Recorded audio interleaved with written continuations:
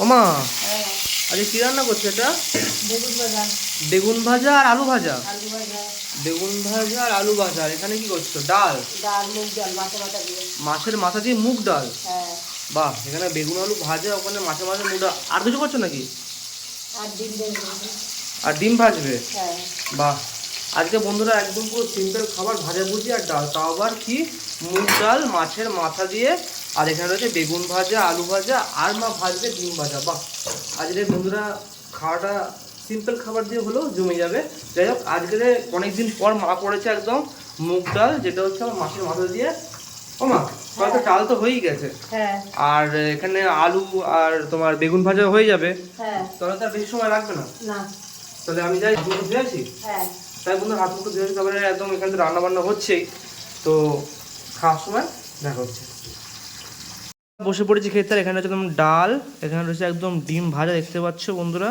এখানে রয়েছে আলু ভাজা, এখানে রয়েছে বেগুন ভাজা। যাই হোক, একটু ভাজা ভুজি দিয়ে প্রথমে খাওয়া যাক। আজকে কোনো একদম তরকারি টরকারি নেই, আজকে একদম পুরো ভাজা ভুজি আর ডাল। এই যে একদম গরম গরম ভাতে আর গরম গরম চাকচাক করে আলু ভাজা। আর এখান থেকে একটু নেবো একদম, এই যে একদম গরম গরম বেগুন ভাজা বন্ধুরা। ওহো, এরকম মাখিয়ে আর খেতে হবে। আহা, গরম গরম করে আলু ভাজা বেগুন ভাজা জমে গেল বন্ধুরা।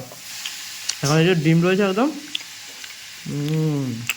এই যে ডিম একদম পুরো একদম চটকে নিয়ে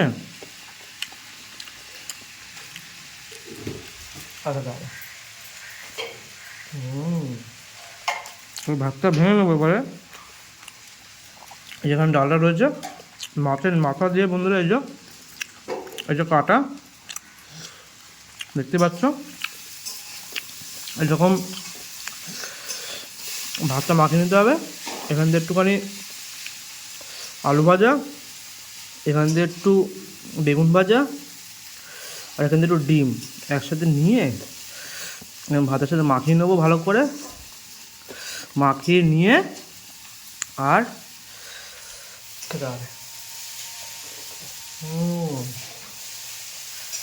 আহা, তো বন্ধুরা, মাছের মাথার ডালটা খুবই সুন্দর হয়েছে।